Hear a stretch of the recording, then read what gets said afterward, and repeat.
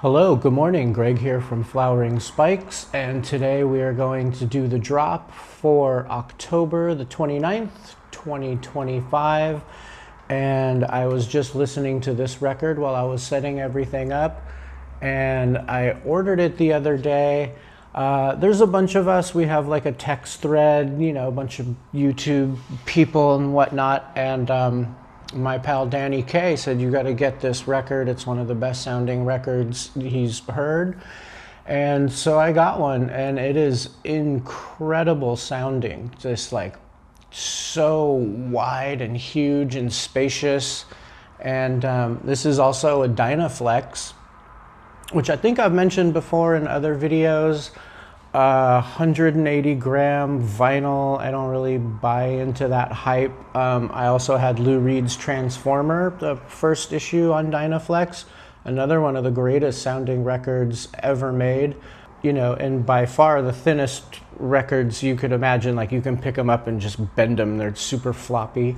I do have a clamp and nothing. The records don't actually sit on my turntable at all. They're suspended up and clamped down, so I don't know if that helps to stabilize them more or not. But just throwing that out there for you guys. If you find this out in the wild on the Dynaflex, pick it up. Blow your mind. All right, first up, this is Massenet Le Cid, conducted by Louis Fremont.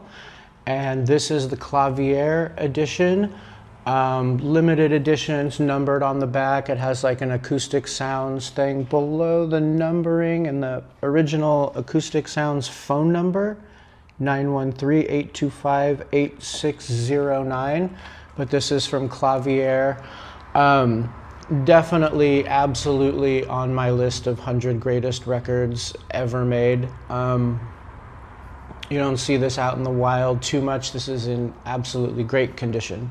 And then just for fun, this is the Speaker's Corner version of the same record. Both of them sound absolutely phenomenal. Demo discs. It's been a long time since I've listened to them back to back, so I'm not going to make any comments on that. Also, if you're out looking for records in the wild and you see this stereo to stereo EMI series, a lot of those also have really, really incredible sonics. Shostakovich Leningrad Symphony, conducted by Paavo Berglund. This is EMI 1974. It's a box set. Unreal. I always meant to do a video about Schubert's Unfinished and do a comparison. I've just sold too many of them to really pull that together, so I'm now going to let this one go. This is Klemperer and the Philharmonia. This is a second pressing. This is a phenomenal record. This is a 1S 1962 Schubert Trout on Living Stereo RCA. This is Stravinsky, Reynard, and Mavra. Anserme with l'Orchestre des Suisses Romands. This is, I believe, a wideband edition 2 from 1965. You guys went for the Stockhausen, so here's another one. This is one of my personal favorite Stockhausen albums. This is from 1980 on Deutsche Grammophon. This is Sirius. The jacket also is just phenomenal. Has the gold foil embossed thing going on. The booklet inside is incredible. It has so many diagrams and drawings, and this is just like a full-on art piece. This is another album that for sure will be on my 100 greatest albums list. This is Janos Starker doing the Tchaikovsky and Sanson cello concertos, with Antel Dorati conducting the London Symphony Orchestra. Another absolutely stunning, incredible sounding cello record.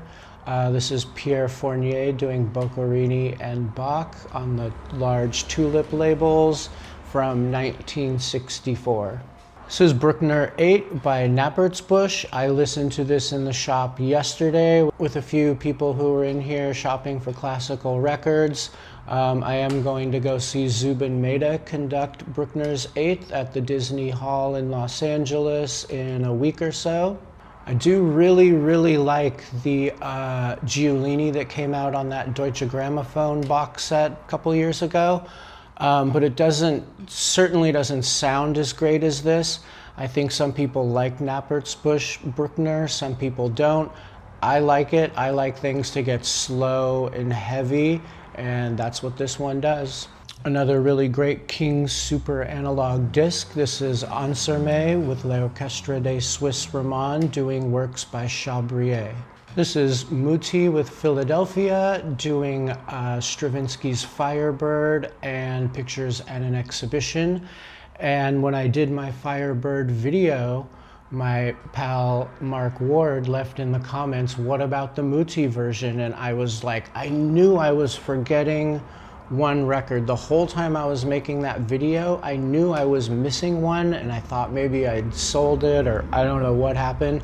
But anyhow, here it is. This is the one that I left out. Absolutely phenomenal sounding record.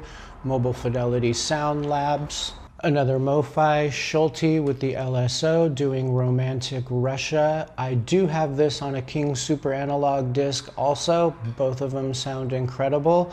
I don't always love the MoFi classical recordings. I think sometimes they really kind of fuck up the sound, but this one really, really sounds great, and that's why I chose it.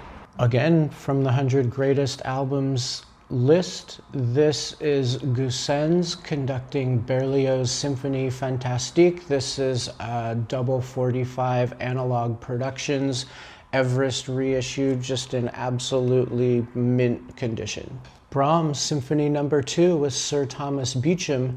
This is a 1960 His Master's Voice on gold and cream labels. My absolute favorite recording of Brahms 4. This is Klemperer with the New Philharmonia Orchestra. It's Columbia SAX, again, another second pressing. Bruckner 3, Carl Schurich, Vienna. This is a Testament reissue. In my opinion, one of the better Testament reissues. Next up, Dvorak, Opus 46 and Opus 72, Complete Slavonic Dances with Smetana, The Bartered Bride Overture, Polka, Furient, Dance of the Comedians, Antel Dorati, Minneapolis Symphony Orchestra. This is a Mercury first press from 1959. This is a double album. Very rare to see Mercury double albums, but this is one. Again, one of the greatest sounding records ever.